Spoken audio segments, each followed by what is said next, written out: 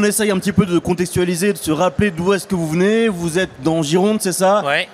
Le Prince Noir. C'est ça. Une étoile Michelin, monsieur. Mes respects. Merci. Et aussi maintenant un bistrot au cœur de Bordeaux, c'est ça? Oui, on a ouvert un bistrot d'Aba. On est ouvert depuis 1 an en vrai, et on va dire officiellement avec le Covid et tout depuis 2 ans et demi. Et on est hyper content du retour qu'on a, et on a fait un restaurant familial. On a voulu faire un vrai restaurant traditionnel. Alors que le Prince Noir, c'est un petit peu différent quand même. C'est plus la jolie table, entre guillemets, étoilée en plus, et qui propose tous les soirs le meilleur du terroir du coin. Alors on est très à cheval là-dessus. C'est vrai que je sais pas si l'étoile c'est super, hein, c'est trop cool. Mais nous, on a ouvert ce restaurant-là parce qu'en fait, moi j'avais un restaurant à Hendaye avant où j'étais tout seul en cuisine dans un bar à vin. Et je me suis rendu compte que ce que je voulais faire, j'arrivais plus à le faire tout seul. Donc je suis revenu dans l'histoire dans un type de restaurant avec des brigades et tout ça, où on est 4 ou 5 en cuisine maintenant. Et on a un restaurant très décontracté, mais où on est très sérieux et où on fait une belle cuisine dedans. Bon alors, chef, c'est pas à vous que je vais apprendre que la cuisine c'est avant tout affaire de vocation. Et il me semble, en tout cas j'ai entendu dire que vous, la vocation, elle a dû démarrer avec une histoire de génoise, c'est ça? C'est exactement ça. Ouais. Moi j'ai voulu être cuisinier à 8 ans. 8 ans? Ouais. À 8 ans, on se dit ok. Mais alors, moi je ne suis pas issu du milieu de la restauration, mes parents ne sont pas du tout restaurateurs. Et ma mère n'est pas une super cuisinière. Okay. Elle cuisine, moi je suis de la génération, tu sais, micro-ondes, plats emportés, buitoni. Des choses délicieuses. Et tout le bordel. Mais on a toujours quelques recettes un peu fétiches chacun. Et moi j'ai fait une génoise avec ma mère. Et au-delà, tu vois, du côté gustatif, tu as l'odeur du four et tout ça, j'ai trouvé ça un peu magique. Et à 8 ans, je me suis dit, mais ce truc-là, cuisiner, c'est magique. Et non seulement le fait de le faire, mais en plus le faire de donner aux gens et que les gens soient contents de leur donner à manger. Et je te cache pas qu'au début, j'ai fait beaucoup de tests gamins. Et mes parents étaient très sympas avec moi parce qu'ils m'ont toujours dit que c'était bon. L'amour familial, vous savez, ça pardonne beaucoup de choses, bien souvent, n'est-ce pas? Mais je me suis dit, je veux faire ça. Je veux faire ça. Et mon père, ma mère se sont dit, il veut faire ça comme tu veux être médecin, vétérinaire, pompier ou quoi. Mais moi, j'ai toujours voulu faire ça. Et aujourd'hui, j'ai la chance de vivre de ma passion et c'est un grand bonheur. Bon, depuis vos 8 ans, vous avez fait un petit bout de chemin. Ouais. Bocuse, Ducasse, ouais. Chapelle. Chapelle, j'aurais tellement aimé. Mais Chapelle, c'est assez particulier l'histoire que j'ai avec Chapelle. Parce que quand j'ai repris mon restaurant à Hendaye, le propriétaire, mon associé de la maison Aiguias-Sabal à Hendaye, était l'ancien sommelier d'Alain Chapelle. Du temps d'Alain Chapelle, et Pierre est parti d'Alain Chapelle 2 ans après que M. Chapelle soit mort.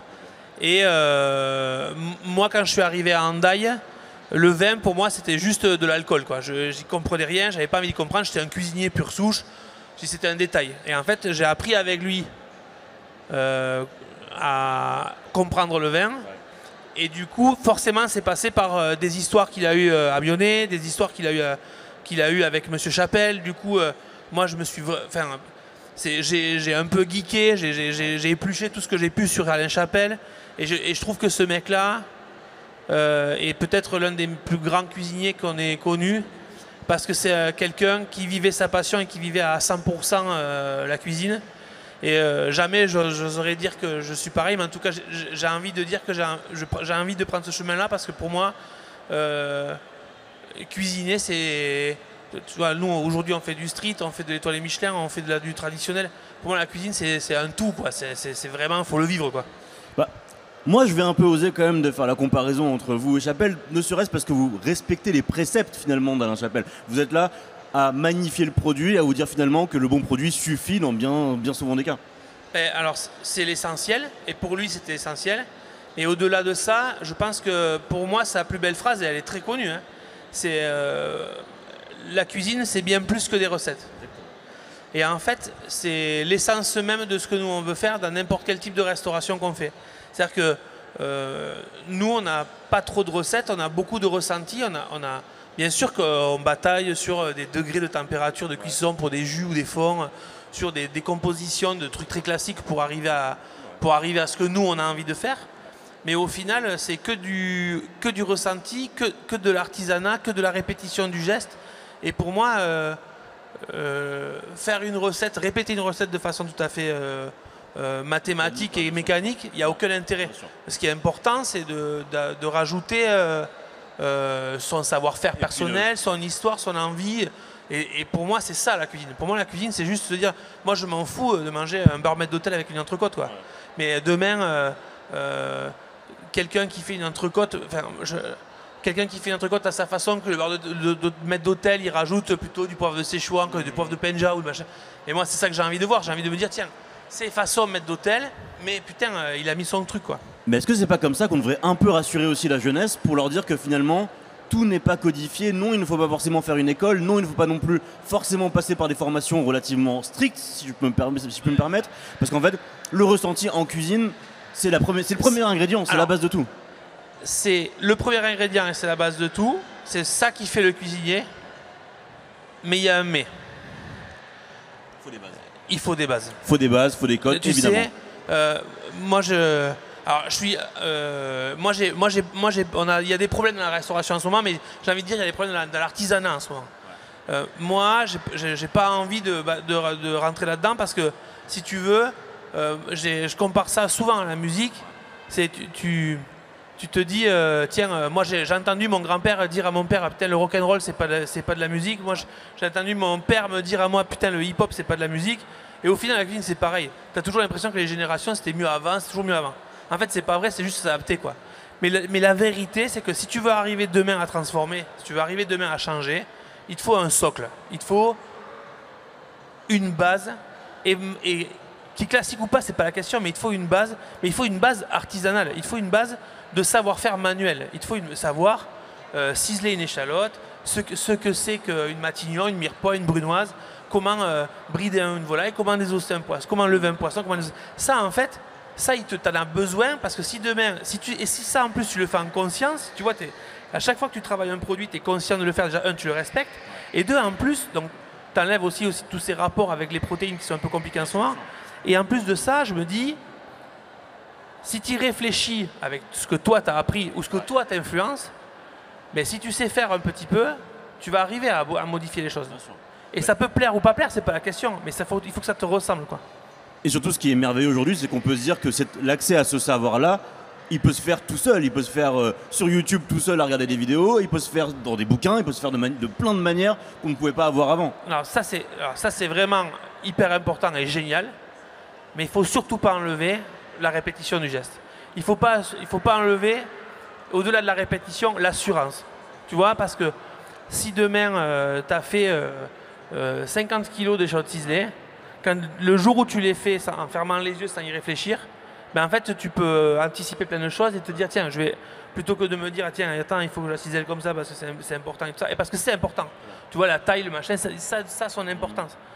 Mais se dire que apprendre de toutes les cuisines du monde maintenant c'est accessible avec, comme tu dis, avec ton téléphone portable, mais il ne faut pas enlever cet artisanat-là. Il ne faut pas enlever la main. Il faut pas enlever. On a un métier d'artisan, on a un métier où la main est importante, où le geste est important.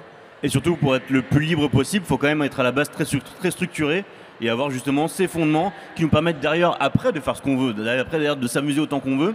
Et c'est un peu ce que vous prenez dans votre restaurant parce qu'il n'y a pas vraiment de limite chez vous. Non, nous on fait que ce qu'on aime. Ouais. Et on le fait en groupe. Pour moi, c'est hyper important. Moi, ma fierté au Prince Noir, c'est qu'on ne va pas manger chez Viviane Durand. Ma fierté au Prince Noir, c'est qu'on va manger au Prince Noir. Et là, aujourd'hui, je suis ici. Le restaurant, on est fermé le week-end, mais le restaurant, jeudi, il était ouvert, vendredi, il était ouvert. Parce que quand on prend des décisions, on les prend tous ensemble. Quand on construit un plat, on les prend tous ensemble. Et ça a une raison très simple. C'est-à-dire que si demain, on est tous d'accord avec le plat qu'on veut faire, en salle et en cuisine, ben, il n'y a plus de débat. Il n'y a pas, tu vois, Vincent qui se dit, putain, mais moi, ce plat, je ne voulais pas le faire. Du coup, je n'ai pas envie de le vendre. Ou du coup, ben, moi, je ne suis pas sûr de ce qu'on fait. Ben, du coup, le ressenti client, il n'est pas pareil. Vous évoquiez la salle. On a eu tendance quand même un petit peu à cloisonner ces deux mondes-là en disant que la cuisine et la salle étaient vraiment deux écoles à part, deux mondes à part, alors qu'on se rend compte de plus en plus qu'il faut un peu avoir des deux maintenant pour être bon l'un comme dans l'autre.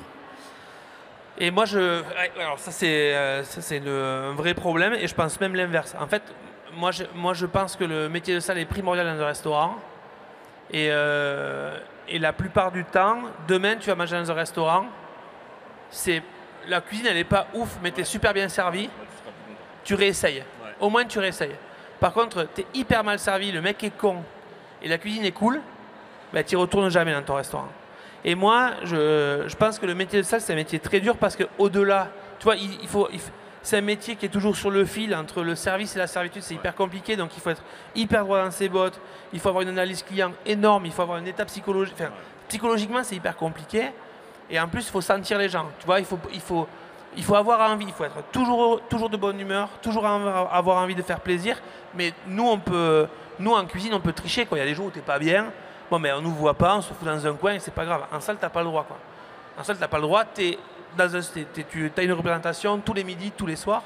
Et je trouve que c'est une force de caractère énorme. Et je trouve que c'est un métier vraiment passionnant et vraiment très dur. Et moi, je ne sais pas le faire. Tu vois, moi, Vincent, il me demande de sortir. Nous, on amène les amuse-bouches, nous les cuisiniers, on amène les amuse-bouches au Prince Noir. Parce qu'il nous a dit qu'il fallait qu'on aille voir les gens. Mais c'est un vrai combat, quoi. Tu vois, c'est un combat du quotidien. Alors que Vincent, tu vois, la fluidité qu'il a à le faire, comment il communique à ses équipes et comment il arrive à capter les besoins et les envies du client. Je trouve que intellectuellement, c'est un gros travail, quoi. On parlait de bonne humeur en cuisine, c'est notamment dû à votre playlist. Il paraît que vous vous mettez absolument aucune limite. En cuisine, on envoie du gros son. Comme quoi, on peut être étoilé et aussi rock'n'roll, en fait. Mais en fait, c'est pareil. Tu sais, j'ai l'impression que c'est toujours des codes. On te dit dans les cuisines, dans les gastros, c'est ça. Une étoile, c'est ça. 2 étoiles, c'est ça. Les bistrots, c'est ça. En fait, moi, je m'en fous un peu. Et puis, en plus, la musique, c'est un support. Tu vois, si tu te fais chier à table avec quelqu'un avec qui tu n'as pas envie de manger, ben ça te sauve la vie parce qu'au moins tu écoutes des bons morceaux. Et si tu es en train de passer du temps avec des gens, même si tu entends les 2 premières notes d'un morceau, tu dis putain, j'adore ce morceau, ben, tu ne fais pas vraiment attention parce qu'en fait tu es en train de passer un super moment avec tes potes. Donc moi je pense que c'est important que l'expérience soit totale, quoi. Elle est totale, et d'ailleurs elle est même totale ici au Lyon Street Food Festival. Vous êtes venu avec votre tablier, chef, ça veut dire que vous avez cuisiné avant. Qu'est-ce que vous avez préparé pour nous là? Alors, moi c'est assez particulier le Lyon Street Food Festival pour moi, parce qu'en fait on a créé un concept particulier il y a 4 ans pour une commande en fait. C'est une sorte de gros trou de gaufre qu'on garnit. Ouais. Et la première fois où on l'a essayé, c'était au Lyon Street Food Festival. Magnifique. Et je me souviens, les organisateurs, ils m'ont dit « Ouais, Vivien, tu sais, faut que tu sois en place et tout. Vraiment, tu vas voir, ça bosse beaucoup. » Moi, je partais de Bordeaux en me disant « Mais mec, je peux pas mettre une pluche de cerfeuil dans mon frigo. Mon camion, il est ras la gueule. C'est pas possible que je sois dans le jus, quoi. » On est arrivé le vendredi soir. Le vendredi soir, à minuit, on avait tout vendu. Plus rien. Plus rien. Vide. Et on a fait un carton et du coup on a eu un super retour des Lyonnais. Moi je trouve que cette ville elle est hallucinante au niveau de la gastronomie parce qu'il y a une vraie curiosité, les gens ils sont prêts à essayer plein de trucs et que moi je ne retrouve pas à Bordeaux. Et du coup on est tombé un peu amoureux l'un de l'autre et ça fait 4 ans qu'on vient. Aujourd'hui on présente une nouvelle formule de Blandis. Donc on fait des lingots plus petits, plus destinés à l'apéro. On en sert 3 pour les 5 € là. Et à chaque fois qu'on vient, c'est un plaisir, un régal, parce que je disais aussi ce matin, on a la chance de... Tu vois, on est plein de chefs on connaît plein de chefs dans le coin, on ne se voit jamais parce qu'on n'a jamais le temps de se voir, et au final, ces événements-là, ça nous permet de nous voir, et ça c'est cool. Comme quoi, à Lyon, tout s'y passe, des belles rencontres et surtout des belles histoires d'amour entre vous et la ville. Merci beaucoup, chef. On se retrouve l'année prochaine, même heure, même date, à peu Pareil, près. on sera là. Parfait. Merci, chef. Merci et merci à tous. Salut.